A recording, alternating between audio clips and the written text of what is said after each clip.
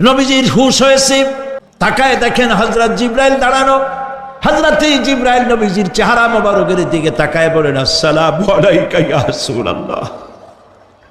আল্লাহ আপনাকে সালাম বলেছেন, আর আল্লাহ পাক জানতে চেয়েছেন আপনার মুখে আপনি কেমন আছেন।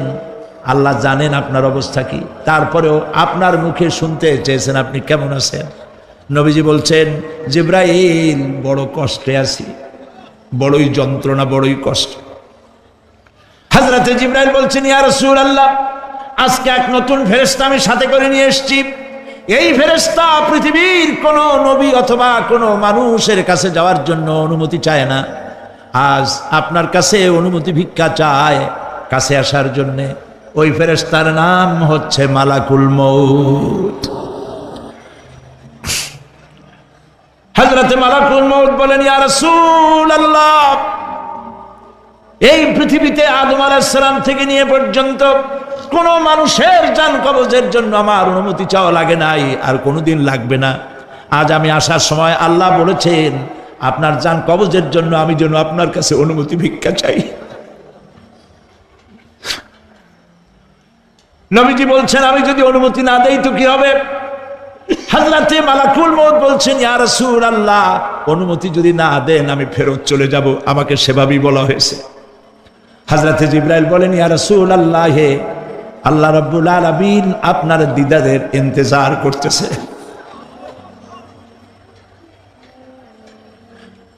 নবীজি বলছেন, মালাকুল মউত, তুমি জান কবজের কাজ শুরু করো। আল্লাহ রাব্বুল আলামিন কোরআনে কারীমের মধ্যে বলেছেন, আল্লাযী খালাকাল মাউতা ওয়াল হায়াতা লিয়াবলুয়াকুম আইয়ুকুম আহসানু আমালা। আমি পরীক্ষার জন্য এই জীবন দিয়েছি, তোমাদেরকে পরীক্ষা হবে।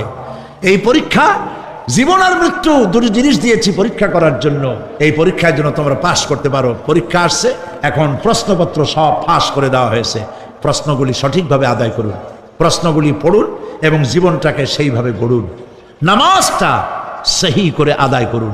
বহু মুসলমান আছে নামাজই পড়ে না, নামাজ পড়তে জানেও না। নবী করিম সাল্লাল্লাহু আলাইহি ওয়াসাল্লাম বলেছেন, সাল্লু কামা রাআইতুমুনি উসাল্লি, নামাজ পড়ো সেইভাবে যেভাবে আমাকে তোমরা পড়তে দেখো। সুবহানাল্লাহ। আর রাসূলুল্লাহ কেমনে নামাজ পড়তেন? এইটা বর্তমান বিশ্বের শ্রেষ্ঠ হাদিস বিশারদ আল্লামা নাসিরউদ্দিন আলবানী তিনি ইন্তেকাল করেছেন। আল্লাহ পাক তাকে জান্নাতুল ফেরদাউসের মেহমান বানায়নি, বলেন আমিন।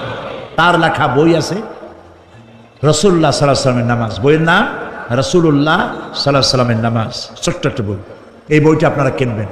এই বইটা যেভাবে লেখা আছে নামাজ সেইভাবে পড়বেন। নামাজ রাসূল করিম ঠিক যেভাবে পড়েছেন ওইভাবেই লেখা আছে। আপনি আন্দাজে পড়লে হবে না, টুকুর টাক্কুর করে কয়েকটা সেজদা দিলেই হবে না। তা দিলে আর কান একটা সেজদা থেকে আর একটা সেজদার মাঝখানে সময় দিতে হবে, রুকু থেকে দাঁড়ায় সময় দিতে হবে, ধীরে ধীরে নামাজ পড়তে হবে। অথচ আমরা নামাজ পড়ি সব থেকে ব্যস্ততার সাথে, দ্রুত, রকেট সার্ভিস। কোরআন শরীফের ভিতরে নামাজের গুরুত্ব সর্বাধিক দেওয়া হয়েছে। নামাজের কথা কয়বার বলা হয়েছে? ৮২ বার।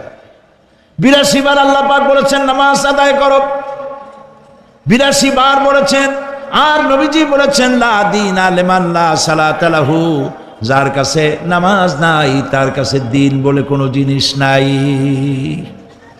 মান তারাকা সালাতান মুতাআম্মিদান ফাকাদ কাফারা, ইচ্ছে করে যে ব্যক্তি নামাজ ছেড়ে দিল কাফের হয়ে গেল, বলেন নাউজুবিল্লাহ।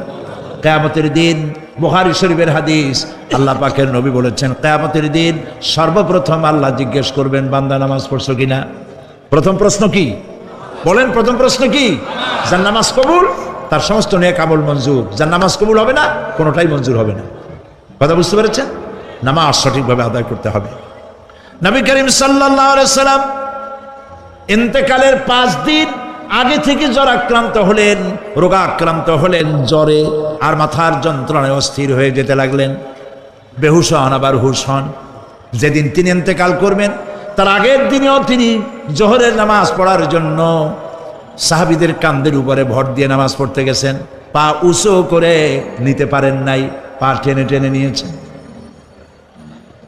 তিনি সেখানে খুতবা দিলেন, বললেন, ও আমার উম্মতেরা, এই পৃথিবীতে আল্লাহ রাব্বুল আলামিন তার এক বান্দাকে পৃথিবীর সব জাগতিক সম্পদ দিতে চেয়েছিলেন, কিন্তু সেই বান্দা সব জাগতিক সম্পদকে উপেক্ষা করে আল্লাহর সঙ্গে দিদার করা বেশি পছন্দ করেছেন।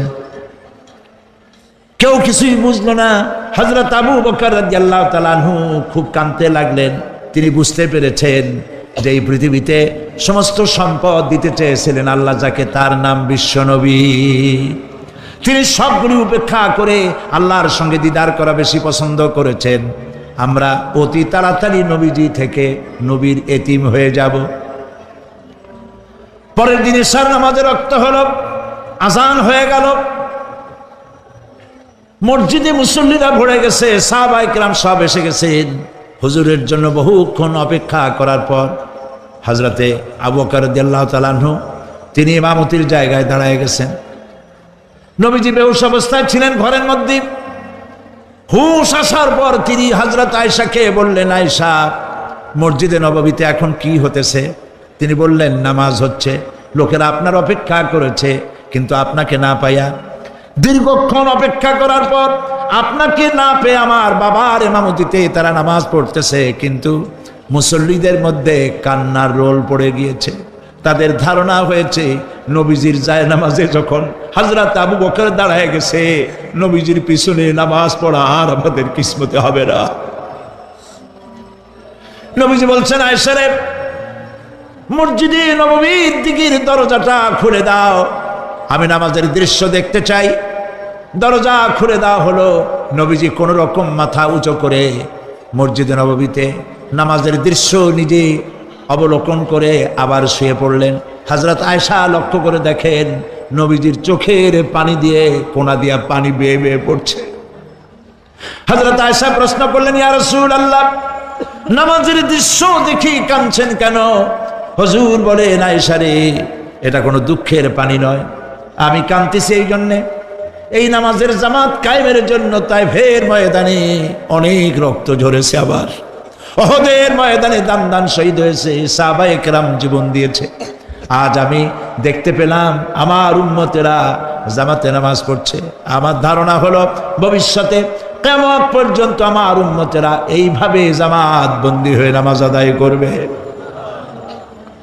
নবীজি আবার বেহুশ হয়ে পড়লেন। মসজিদে নববী থেকে আজ আর কেউ বাড়ি যায় না, সবাই কান্দে। আজ রাত বোধহয় নবীজি কাটাবেন না। মেয়েরা কাঁদতেছে, সাহাবায়ে কেরাম কাঁদতেছেন, আজওয়াজে মুতাহারাত তারা কাঁদতেছে। নবীজির আবার হুশ হলো, তাকায় দেখেন ঘরের মধ্যে কান্নাকাটি, মসজিদে নববীতে কান্নাকাটি। সব থেকে বেশি কাঁদতেছেন মা ফাতেমা। নবীজি হযরত ফাতেমার কান্না দেখে ইশারা করলেন, কাছে আয়। হযরত ফাতেমা রাসূলের কাছে গেলেন। নবীজি কানে কানে কি যেন বললেন, কান্নাটা বন্ধ হয়ে গেল। হযরত আয়েশা জিজ্ঞেস করলেন, মা, তোমার আব্বা তোমার কানে কি বললো আর কান্না বন্ধ হয়ে গেল? হযরত ফাতেমা বলে, আম্মাজি, আমার আব্বা আমাকে বললেন, মা ফাতিমা, তোমার কান্না আমার বরদাস্ত হয় না, কেঁদো না, আমি মৃত্যুর পরে সকলের আগে তোমার সাথে আমার দেখা হয়ে যাবে। হযরত ফাতেমা বলছেন, আম্মাজি, আমি বুঝতে পেরেছি আমার আব্বার এই কথার অর্থ কি। নবীজির ইন্তেকালের পরে আত্মীয় স্বজনের মধ্যে সবার আগে আমার মৃত্যু হবে, আর আমার পিতার সাথে আমি মিলিত হতে পারবো। রাত যখন শেষ হয়ে এলো, নবীজির হুশ হয়েছে। তাকায় দেখেন হযরত জিবরাইল দাঁড়ানো। হযরত জিবরাইল নবীজির চেহারা মোবারকের দিকে তাকায় বলেন, আসসালামু আলাইকা ইয়া রাসূলুল্লাহ। আল্লাহ আপনাকে সালাম বলেছেন, আর আল্লাহ পাক জানতে চেয়েছেন আপনার মুখে আপনি কেমন আছেন। আল্লাহ জানেন আপনার অবস্থা কি, তারপরেও আপনার মুখে শুনতে চেয়েছেন আপনি কেমন আছেন। নবীজি বলছেন, জিবরাইল, বড় কষ্টে আছি, বড়ই যন্ত্রণা, বড়ই কষ্ট। হযরত জিবরাইল বলছেন, ইয়া রাসূলুল্লাহ, আজকে এক নতুন ফেরেশতা আমি সাথে করে নিয়ে এসেছি। এই ফেরেশতা পৃথিবীর কোন নবী অথবা কোন মানুষের কাছে যাওয়ার জন্য অনুমতি চায় না। আজ আপনার কাছে অনুমতি ভিক্ষা চায় কাছে আসার জন্য। ওই ফেরেশতার নাম হচ্ছে মালাকুল মউত। হযরতে মালাকুল মউত বলেন, ইয়া রাসূলুল্লাহ, এই পৃথিবীতে আদম আলাইহিস সালাম থেকে নিয়ে পর্যন্ত কোন মানুষের জান কবজের জন্য আমার অনুমতি চাওয়া লাগে নাই, আর কোনোদিন লাগবে না। আজ আমি আসার সময় আল্লাহ বলেছেন আপনার জান কবজের জন্য আমি যেন আপনার কাছে অনুমতি ভিক্ষা চাই। নবীজি বলছেন আমি যদি অনুমতি না দেই তো কি হবে? হযরতে মালাকুল মউত বলছেন, ইয়া রাসূলুল্লাহ, অনুমতি যদি না দেন আমি ফেরত চলে যাব, আমাকে সেভাবেই বলা হয়েছে। হযরতে জিবরাইল বলেন, ইয়া রাসূলুল্লাহ, হে আল্লাহ রাব্বুল আলামিন আপনার দিদারের ইন্তজার করতেছে।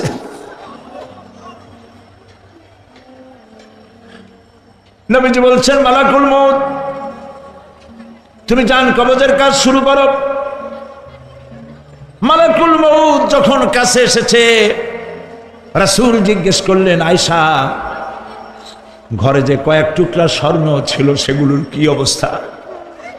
ছোট ছোট 6 টুকরা স্বর্ণ ছিল। হযরত আয়েশা বলছেন, হুজুর আমি এগুলো রেখে দিছি। হুজুর বলছেন, না, রাখতে পারবে না, আমার ইন্তেকালের আগে খয়রাত করে দাও। মুহাম্মদ সাল্লাল্লাহু আলাইহি ওয়াসাল্লাম আল্লাহর কাছে অবস্থায় উঠবে না যে তার ঘরের ভিতরে সোনা ছিল। দিয়ে দাও, খয়রাত করে দিয়ে দাও। হযরতে মালাকুল মউত রাসূলের জান কবজ শুরু করে দিলেন। রাসূলুল্লাহ জীবনের শেষ কথা বললেন, আসসালাত আসসালাত ওয়া মা মালাকাত আইমানুকুম। আমার উম্মতেরা বিদায় লগ্নে বলে গেলাম, নামাজ নামাজ নামাজ ছেড়ে দিও না।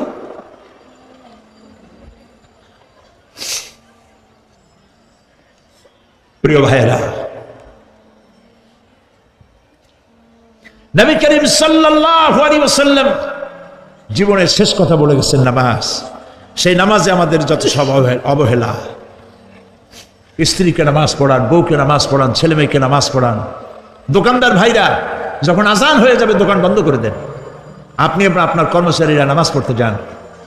যতটুকু সময় নামাজ পড়তে গেছে এই সময় বিক্রি করলে যা লাভ হইতো এরপরে বিক্রি করলে আল্লাহ 10 গুণ বেশি বরকত দিতে পারেন। পারেন কিনা? পারেন কিনা? পারেন। আল্লাহর বিশ্বাস করেন, আল্লাহ আপনার বরকত দিবে। আপনার কর্মচারী, দোকানদারে, বাড়ি ঘরে স্ত্রী পুত্র পরিজন যারা আছে সবাইকে নামাজি বানান। নামাজি বানাবার জন্য চেষ্টা করেন। নামাজ রোজা ইত্যাদি করুন। মিথ্যা বলবেন না, ওজনে কম দিবেন না, খাদ্যে ভেজাল দিবেন না, ঘুষ খাবেন না, ঘুষ দিবেন না, মানুষের উপর অত্যাচার করবেন না, কাউকে কষ্ট দিবেন না, মানুষ যেন আপনার ব্যবহারে কষ্ট না পায়। আল্লাহ পাক বলেছেন, ওয়াকুলু লিন্নাসি হুসনা, মানুষের সাথে সুন্দর সুন্দর কথা কও। নবী করিম সাল্লাল্লাহু আলাইহি ওয়াসাল্লাম বলেছেন, মানুষের সাথে যদি হাসি মুখে কথা বলো একটা সদকা দেওয়ার সমান সওয়াব হয়ে যাবে। মানুষকে ভালোবাসো, গরিবদের ভালোবাসো, তাদের অর্থ করি দাও, পয়সা করি দাও, তোমার যা আছে দিতে থাকো। কুয়ার পানি যত উঠাবেন তত কুয়ার পানি ভালো থাকবে, আর পানি উঠাবেন না কুয়ার পানি পচে যাবে। এই জন্য আল্লাহর রাস্তায় পয়সা যত ইনকাম হচ্ছে খরচ করতে থাকেন, আল্লাহ পাক দিতে থাকবেন। আল্লাহ পাক বলেছেন যে সদকার মালকে আল্লাহ বৃদ্ধি করে দেন, আর দান সদকা যারা করে না, যাকাত দেয় না, তাদের মালকে আল্লাহ ধ্বংস করে দেন, হালাক করে দেন। এগুলোর দাম নাই, অশান্তি বাড়বে। বউ কথা শুনবে না, সন্তানাদি কথা শুনবে না, মামলা মোকদ্দমা, অশান্তি আর অশান্তি। লোকেরা বলে হায়াত বাড়ে, হায়াত তো বাড়ে না। হায়াত কি হয়? জন্মের পরের থেকে আমার জন্য রিজার্ভ আছে যতটুকুন, 50 বছর বাঁচবো, 60 বছর বাঁচবো, যতটুকুন হায়াত আমার জন্য নির্ধারিত করা আছে, নির্ধারণ করা আছে, প্রতিদিন একদিন করে কমে যেতেছে। এর জন্য আমি বলি, আমার বাড়িতে যে ঘড়িটা আছে, এই ঘড়িটা বেলা 1টার সময় ঢং করে একটা আওয়াজ দেয়, শ্রোতাকে শুনিয়ে দেয়, বাড়িওয়ালা তোমার জীবনের মূল্যবান হায়াত থেকে 1 ঘন্টা কমায়া দিলাম। 2টার সময় 2টা ঘন্টা লাগায় শোনায় দিল, বান্দারে তোমার জীবনের মূল্যবান সময় থেকে 2টি ঘন্টা কমে গেল। এমনি করে দিন গেল, মাস গেল, বছর গেল, আমাদের হুঁশ হলো না। সময় চলে গেল তাস খেলে খেলে, সময় চলে গেল আমাদের খেলাধুলা করে, শয়তানি বদমাশি করে। সময় কতটুকুন পেলাম? কিয়ামতের দিন, বিচারের দিনটা যেটা হবে, আল্লাহ রাব্বুল আলামিন বলেন বিচারের দিনটাই লম্বা হবে 50 আলফা সানা মিম্মা তাউদ্দুন। বিচারের দিনটা লম্বা হবে কত বছর? 50,000 বছর। কত বছর? দুনিয়ায় যেভাবে তুমি হিসাব করো, দুনিয়ার গণনা অনুযায়ী হাসরের বিচারের দিনটা হবে 50,000 বছরের মতো লম্বা। এক কিতাবে দেখেছি তিনি লিখেছেন হিসাব করে কিয়ামতের ওই দিনটার হিসাবে 50,000 বছর একটা দিন লম্বা, ওই হিসাবে পৃথিবীতে যারা 60 বছর বাঁচলো সেজন্য আখেরাতে 2 মিনিট দুনিয়ায় বাঁচলো। চিন্তা করেছো? মাত্র 2 মিনিট। 60 বছর যারা হায়াত পেল 2 মিনিট বাঁচলো। এই 2 মিনিটের জন্য কত হাঙ্গামা, কত মারধর, কত সন্ত্রাস, ক্ষমতার জন্য লড়াই, ফ্যান করেঙ্গে ত্যান করেঙ্গে, লাঠিকে আন্দার মুগুর ভরেঙ্গে, শক্তির ঠেলায় অস্থির। আমার বন্ধুগণ, সময় চলে যাচ্ছে, স্রোতের মতো করে কারোর জন্য সময় অপেক্ষা করতেছে না। আমাদের মৃত্যু প্রতি মুহূর্তে কাছে চলে আসতেছে। এই জন্য শায়ের বলেছেন, আগাহ আপনি মৌত সে কোই বশর নেহি, আগাহ আপনি মৌত সে কোই বশর নেহি, সামা সো বরস কে হ্যাঁ পল কি খবর নেহি। মৃত্যু সম্পর্কে আমাদের কারো জানা নাই, যে কোনো মুহূর্তে মৃত্যু আমাদের কাছে এসে যেতে পারে, মৃত্যু সম্পর্কে কিছুই জানা নাই। অথচ প্রতি মুহূর্তে আমরা মৃত্যুর দিকে গিয়ে চলছি। মাল সামান 100 বছর কি ধরে খাবো তাও জমা করে রেখেছি, কিন্তু এক মুহূর্তের খবর নাই। মাহফিলে এসেছি, বাড়ি যেতে পারবো নিশ্চয়তা নাই। আছে? বলেন আছে? আপনি বাড়িটাও ভালো, বসেছেন, দাঁড়াতে পারবেন না, এই নিশ্চয়তা আছে নাই। সুতরাং সুরার যে সময়ের উপরে কসম করে মূলত সময়ের অপরিসীম গুরুত্ব সম্পর্কে আল্লাহ পাক মানুষকে বুঝাই দিতেছেন। সময়ের দাম দাও। আমাদের সময় চলে যায় গান শুনতে শুনতে, আশ্চর্য মলম বিক্রি করা দেখতে দেখতে, তাস পাশা খেলতে খেলতে সময় চলে যায়, কেউ খেয়াল করে না। সময় বলতে অতীত কালও হতে পারে, আবার বর্তমানও হতে পারে।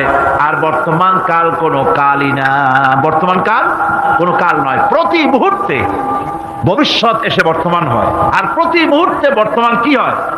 অতীত হয়ে যায়। বর্তমান কাল বলে কোনো কাল নাই, প্রতি মুহূর্তে অতীত হয়ে যাচ্ছে। এই যে আমি মাহফিলে বসছিলাম প্রথম এসে, ওইটা কি এখনো বর্তমান আছে? এই যে বর্তমান কথা বলছি, এটা অতীত হয়ে যাচ্ছে। সুতরাং বর্তমান কাল নাই। আল্লাহ পাক অল আসরের সময়ের কসম করে বলছেন। যদি আমরা চিন্তা ভাবনা করি তাহলে আমরা লক্ষ্য করব আমাদের আসল মূলধন সময়। আসল মূলধন কি? জীবনের আসল মূলধন কি? সময়। ইমাম রাজি রহমতুল্লাহ আলাইহি এই পর্যায়ে এক বুজুর্গের ব্যক্তির কথা তিনি আলোচনা করেছেন। তিনি বলেছেন যে একটা লোক, তিনি সূরা আল আসর এর ব্যাখ্যা তিনি বুঝতেছিলেন না। ব্যাখ্যাটা এই মাথার মধ্যে ঘুরপাক খাচ্ছিল, এর ব্যাখ্যা কি? একবার তিনি বাজারে ঢুকলেন, তারপরে তিনি শুনতে পেলেন বাজারের এক প্রান্ত থেকে একজন চিল্লায় বলতেছে, সেই ব্যক্তির উপরে রহম করো যার পুঁজি গলে যায়, সেই ব্যক্তির উপরে রহম করো যার পুঁজি গলে যায়। উনি চিন্তা করলেন পুঁজি এবার গলে কেমন? উনি দৌড়ে গেলেন, যায় দেখেন যে যে ব্যাটা চিল্লাচ্ছে সে হচ্ছে বরফ বিক্রেতা। কি বিক্রেতা? বরফ, বরফ, আইস। এখন এই বরফ বিক্রেতা সে চিল্লায় বলতেছে, সেই ব্যক্তির পরে রহম করো যার পুঁজি কি গলে যায়। সূর্যের তাপ বাড়তেছে আর বরফ গলে যাচ্ছে। সে বুঝাতে চাচ্ছে যে আমার এই বরফটা জমাট থাকা অবস্থায় তোমরা কেউ কেনো, যেহেতু আমার পুঁজিতে এর মধ্যে আমি ইনভেস্ট করেছি। এটা যদি পানি হয়ে যায় তো পানি তো কেউ কিনবে না, এটা তো যেখানে সেখানে পাওয়া যায়। বরফ পাওয়া যায় না বলেই তো আমি বরফ কিনে আনছি। তোমরা আমার প্রতি দয়া করো, তাড়াতাড়ি করে বরফটা কিনে নিয়ে যাও। ইমাম রাজি রহমতুল্লাহ আলাইহি বলেন, বুজুর্গ ব্যক্তি চিৎকার মেরে বললেন, আল্লাহু আকবার। আমি কিন্তু এই বরফ বিক্রেতার ঘোষণার মধ্য দিয়ে সূরা ওয়াল আসরের তাফসীর আমি বুঝে ফেলেছি।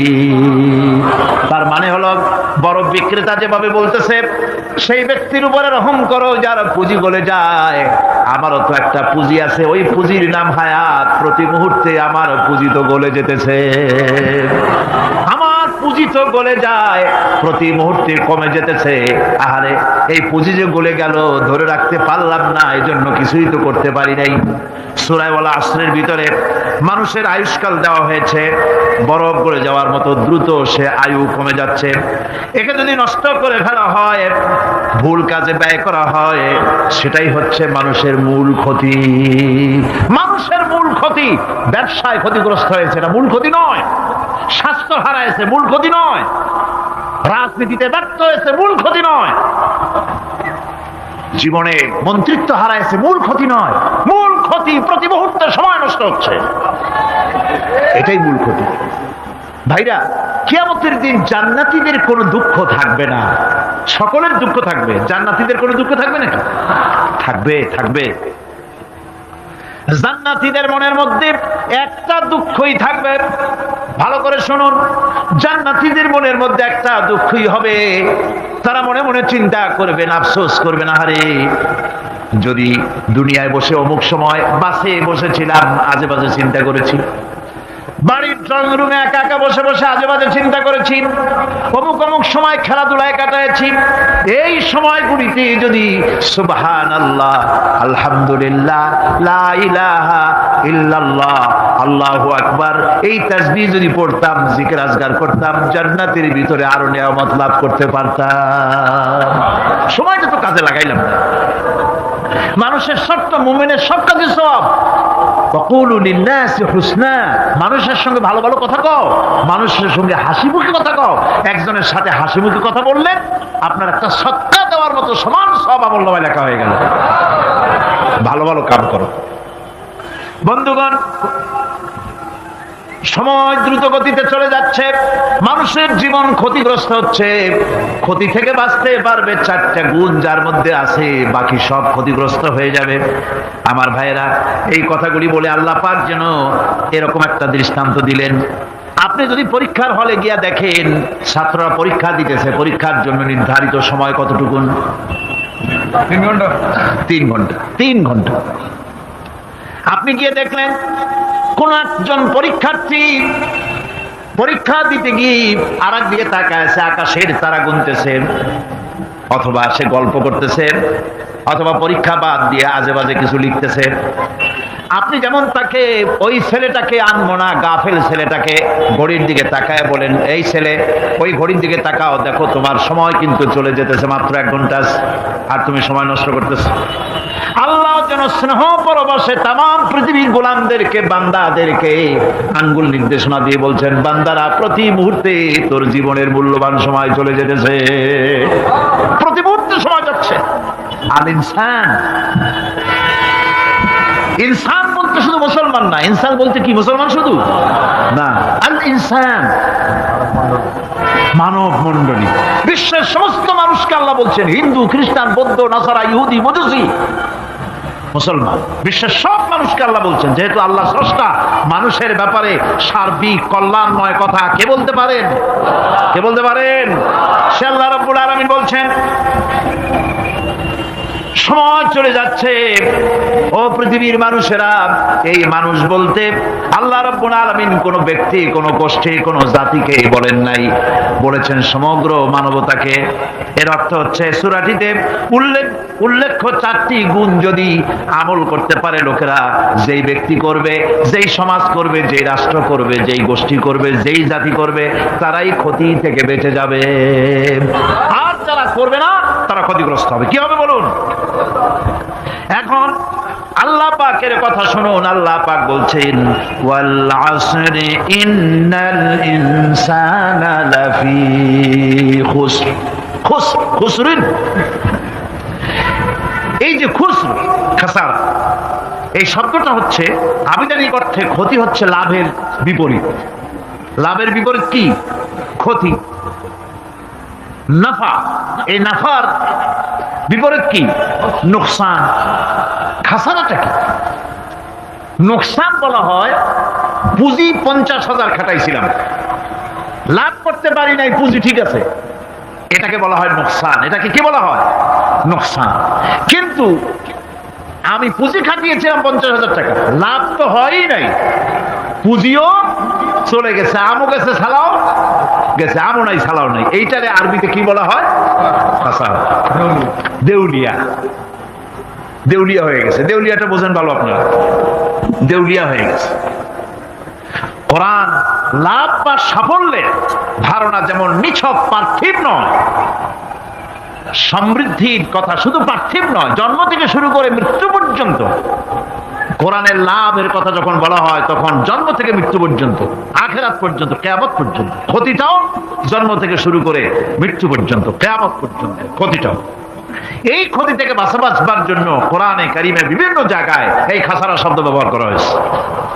আল্লাহ রাব্বুল আলামিন বলছেন, ওয়ামান খাফফাত মাওয়াজিনুহু ফাউলাইকাল্লাযীনা খাসিরু আনফুসাহুম বিমা কানু বিআয়াতিনা ইয়াযলিমুন। যাদের পাল্লা ভারী হবে কিয়ামতে তারাই হবে সফল কাম, আর যাদের পাল্লা হালকা হবে, নেকির পাল্লা, নেকির পাল্লা যাদের হালকা হবে তারা হবে ক্ষতিগ্রস্ত, তারা নিজেদের ক্ষতি নিজেরাই ক্ষতি সাধনকারী হবে কিয়ামতের দিন। কাজে মানুষের জীবনের সমুদয় কার্যাবলীর ভালো অংশ যদি খারাপ অংশের উপরে বিজয়ী হয়, তারপরে খারাপ অংশ পাওনাদারদের দিয়ে টিয়া, এরপরে যদি নেকি কিছু বাকি থাকে তাহলে বোঝা গেল লোকটা কিয়ামতে নাজাত পাবে। আর যদি ভালো কাজের উপরে খারাপ কাজ বিজয়ী হয়ে যায় আর সমস্ত পাওনাদারদেরকে পাওনা মিটাইয়া তারপরেও পাপ বাকি থেকে যায়, এক চাইতে খাসারা পৃথিবীতে, আকাশে জমিনে কিছু আর হবে না। এর থেকে বাঁচার জন্য আল্লাহ পাক এই খাসারা থেকে বাঁচার জন্যই মানুষকে এই কথা বলছে। এই কথাটি কোরআনে কারিমের অন্য একটি আয়াতে আরো সুন্দর করে বলা হয়েছে, যারা নাকি এই দুনিয়ার বুকে যারা নিজেদের পুঁজি খাটাইছে, জীবনের পুঁজি সুদ কামাইতে খাটালো, জীবনের পুঁজি খাটালো হারাম কামাইয়ের ভিতরে, অন্যায় কাজের ভিতরে, যারা জীবনের পুঁজিকে আল্লাহর দ্বীনের কাজে লাগাতে পারে নাই, তাদের সম্পর্কে বলা হচ্ছে খাসিরাদ দুনিয়া ওয়াল আখিরাতা যালিকা হুয়াল খুসরানুল মুবিন। খাসিরাদ দুনিয়া ওয়াল আখিরাত, দুনিয়াও ক্ষতিগ্রস্ত, আখিরাতেও ক্ষতিগ্রস্ত। এটা হচ্ছে তার জন্য সুস্পষ্ট ক্ষতি, এর থেকে বড় ক্ষতি আর কিছুই হতে পারে না।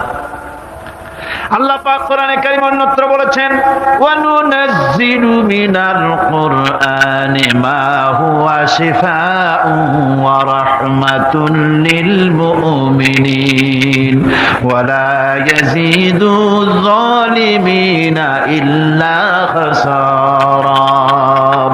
আমি এই কোরআন অবতরণের পরিক্রমায় এমন সব বিষয় অবতীর্ণ করেছি যা মুমিনদের জন্য নিরাময় এবং তাদের জন্য রহমত, আর জালিমদের জন্য ক্ষতি ছাড়া আর কিছুই বৃদ্ধি পায় না।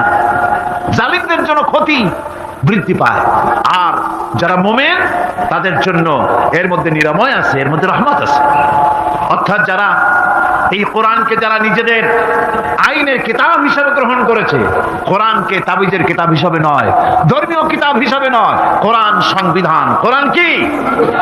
কোরআনকে যারা সংবিধান হিসাবে মেনে নিয়েছে, কোরআনকে যারা সংবিধান হিসাবে গ্রহণ করলো, ব্যক্তি, পরিবার, সমাজ, রাষ্ট্রে তাদের যাবতীয় মানসিক, বুদ্ধিবৃত্তিক, নৈতিক, তামাদ্দুনিক রোগের নিরাময় হবে, এর দ্বারা শান্তি হবে। কিন্তু যেসব জালিম এই কোরআনকে প্রত্যাখ্যান করেছি, কোরআনকে যারা মৌলবাদীদের কিতাব বলে, কোরআনের কথা বললে মৌলবাদ বলে গাল দেয়, তারা তাদের কপালকে পোড়াইয়া ছাই বানাইয়া দিছে, তাদের কপাল ভস্মীভূত করে দিয়েছে। আমার দেশে, এই দেশটা কি মুসলমান বেশি না অন্য জাতি বেশি? কোন জোরে কোন? মুসলমান সবচেয়ে, খুব লক্ষ্য করে শোনেন, এই দেশে সবচেয়ে মুসলমান বেশি, ইন্দোনেশিয়ার পরে। পৃথিবীর দ্বিতীয় বৃহত্তম মুসলিম দেশ হলো কোনটা? বাংলাদেশ। এই দেশে ইসলামরে যত গালি দেওয়া হয়েছে, কোরআনকে যত গালি দেওয়া হয়েছে, আলেমদেরকে যত গালি দেওয়া হয়েছে, রাসূলুল্লাহকে যত গালি দেওয়া হয়েছে, ইসলামী আদর্শকে যত গালি দেওয়া হয়েছে, পৃথিবীতে কোন দেশে এইভাবে ইসলামকে গালি দেওয়া কোথাও হয় না। এমনকি আমেরিকার মতো দেশে, ইংল্যান্ডের মতো দেশেও কোরআনের বিরুদ্ধে এত কথা কেউ বলতে সাহস পাবে না, ইসলামের বিরুদ্ধে কথা বলতে সাহস পাবে না, যেহেতু মুসলমানেরা সেখানে পাল্টা আক্রমণ করবে। আজ আমার দেশে মুসলমানের ঘরের সন্তান হইয়া ইসলামের বিরুদ্ধে তারা বক্তব্য রাখে। মৌলবাদ মৌলবাদ জিকির উঠে গেছে। আমেরিকার প্রেসিডেন্টরা যখন শপথ নেন, প্রেসিডেন্ট হিসেবে ওথ নেন, বাইবেলের উপরে হাত রাখেন আর বলেন, এই মহাগ্রন্থকে স্পর্শ করে শপথ নিচ্ছি, আমি আমার চিন্তা চেতনা, আমার মেধা, আমার প্রজ্ঞা সবটা আমার জাতি, আমার দেশকে উন্নয়নের জন্য, এর সমৃদ্ধির জন্য, এর সংরক্ষণের জন্য আমি আমার জীবনকে উৎসর্গ করব। বাইবেলের উপরে স্পর্শ করে এই শপথ তারা নেন। আমার দেশের প্রেসিডেন্ট, প্রধানমন্ত্রী শপথ নেওয়ার সময় কোরআন শরীফের উপরে হাত রাখে যদি, তাহলে বলা হবে বেচারা মৌলবাদী হয়ে গেছে। এটা করা যাবে না। আর যদি কেউ করে সামান্য কিছু, কোরআন না, যদি তসবিহ নিয়েও আসে, তাহলে বুঝতে হবে জাতির সাথে একটা প্রতারণা ছাড়া কিছুই না। কাজেই ধর্মের প্রতি আকর্ষণ একটা ভিন্ন জিনিস, সেই জিনিসকে ছেড়ে যারা দেয় তারাই ক্ষতিগ্রস্ত হয়, আর যারা ধরে রাখে তারা দুনিয়ায় ক্ষতিগ্রস্ত হয় না। ربنا ظلمنا أنفسنا وإن لم تغفر لنا وترحمنا لنكونن من الخاسرين। সবাই পড়েন আমার সাথে, ربنا ظلمنا أنفسنا وإن لم تغفر لنا وترحمنا لنكونن من الخاسرين। আয় আল্লাহ তাআলা, তোমার আরশে আজিম থেকে তাকায় দেখো, কুমিল্লার ঈদগাহ ময়দানে বিশাল ময়দান, রাস্তাঘাট, মানুষ উপচে পড়েছে, লাখো জনতা। আমরা গুনার বোঝা নিয়ে তোমার দরবারে হাত তুলেছি। রব্বুল আলামিন, আমাদের গুনার দিকে তাকায়ও না, আমাদের চোখের দিকে আর মুখের কাকুতি মিনতির দিকে তাকায়া আমাদের জিন্দেগির গুনাহ মাফ করে দাও। রব্বুল আলামিন, সারা জীবন নাফরমানি করেছি, শিরক বিদআত সহ এমন কোন গুনাহ নাই যা কম বেশি আমরা করি নাই। আল্লাহ তাআলা দয়া করে আমাদের জীবনের গুনাহ মাফ করে দাও। আয় আল্লাহ তাআলা, আমাদের মধ্য থেকে যাদের আব্বাজান দুনিয়া থেকে বিদায় হয়ে গেছে, আমাদেরকে কত কষ্ট করে তারা মানুষ করেছিলেন, আজকে তারা দুনিয়ায় নাই। আল্লাহ তাআলা, বিদেশে যদি আত্মীয় স্বজন চলে যায়, মাসে মাসে অথবা প্রতিদিন টেলিফোনে খবরও পাওয়া যায় আমাদের মা বাপ দুনিয়া থেকে বিদায় হয়ে গেছে, বছরের পর বছর, যুগের পরে যুগ, কি অবস্থায় আছে কোনো খবর জানি না। রব্বুল আলামিন, আমাদের গর্ভধারিণী জনম দুঃখিনী মা নিজে না খেয়ে আমাদেরকে খাওয়াইছেন, গর্ভে রেখে কষ্ট করেছেন, ডেলিভারি করতে কষ্ট করেছেন, 2.5 বছর বুকের দুধ খাওয়াইয়া মানুষ করেছেন। আমাদের মা বাপ যাদের দুনিয়া থেকে বিদায় হয়ে গেল, আল্লাহ কবরটাকে জান্নাতের টুকরা বানায়া দাও। রব্বির হামহুমা কামা রব্বায়ানি সগীরা। সবাই পড়েন, রব্বির হামহুমা কামা রব্বায়ানি সগীরা।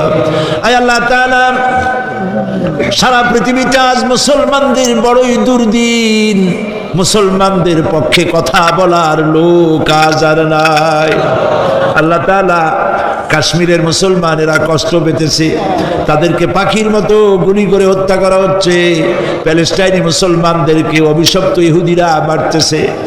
আল্লাহ তাআলা, বাগদাদের যেই ইরাকে অনেক নবীর মাজার আছে, মাহবুবে সুবহানি, কুতুবে রব্বানি, শেখ মহিউদ্দিন আব্দুল কাদের জিলানী রহমতুল্লাহ আলাইহি যে মাটিতে শুয়ে আছেন, মুসলমানের দেশ।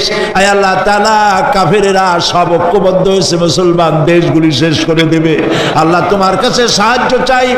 চেচনিয়া, বসনিয়া, প্যালেস্টাইন, কাশ্মীর সহ দুনিয়ায় যত জায়গায় মুসলমানেরা বিপদে আছে, আল্লাহ তুমি নিজে সাহায্য করো। রব্বুল আলামিন, আল্লাহ আমরা স্বীকার করি আমরা গুনাহগার। আয় আল্লাহ, আমরা 1000 বার স্বীকার করি, নত শিরে স্বীকার করি আমরা গুনাহগার, কিন্তু একটা ভালো পরিচয় আমাদের আছে, সেই পরিচয়টা হলো আমরা তোমার হাবিবের উম্মত। আয় আল্লাহ তাআলা তোমার হাবিবের সাদকায় আল্লাহ তুমি দুনিয়ার মুসলমানদের দিকে রহমতের নজরে তাকাও আল্লাহ আমাদের জীবনের গুনাহ মাফ করে দাও আল্লাহ মুসলমানদেরকে তুমি সাহায্য করো রব্বুল আলামিন কিয়ামতের দিন যেদিন পায়ের নিচে হবে তামার মতো মাটি গুনাহগারের মাথার চান্দি ফেটে গিয়ে মগজগুলো গলে গলে পড়বে জিহ্বাটা নাভিস্থল পর্যন্ত ঝুলে পড়বে ময়দানে সারা পড়বে পানি পানি বলে আল্লাহ ওই দিনে তোমার হাবিবের হাতের কাউসারের পেয়ালা আমাদের নসিব করে দিও তোমার হাবিব বলেছেন 3000 বছর ধরে তুমি জাহান্নামের আগুন উত্তপ্ত করেছো রক্ত মাংসের শরীর নিয়ে আমরা আগুনে জ্বলতে পারবো না আল্লাহ জাহান্নামের আগুন আমাদের জন্য হারাম বানায়া দাও আল্লাহুম্মা আজিরনা মিনান নার সবাই পড়েন আল্লাহুম্মা আজিরনা মিনান নার আল্লাহুম্মা আজিরনা মিনান নার আয় আল্লাহ তাআলা আমাদের আকীদা আমাদের বিশ্বাস হলো এই আমরা এখন কোথায় বসা তুমি দেখতে পাচ্ছ আমরা কি বলতেছি তুমি নিশ্চয়ই শুনতে পাচ্ছ তুমি একটু তাকায় দেখো তো বাবু এতগুলি হাত তো কোনো পীরের দরবারে ওঠে নাই কোনো বাজারে গিয়ে ওঠে নাই কোনো মন্ত্রীর কাছে ওঠে নাই কোনো প্রেসিডেন্টের কাছে ওঠে নাই রাজা ধীরাজ সম্রাটের সম্রাট বিশাল আকাশের মালিকের কাছে হাত তুলেছি মালিক খালি হাতে ফেরত দিও না মালিক খালি হাতে ফেরত দিও না হে আকাশের মালিক হে জমিনের মালিক হে আমাদের রব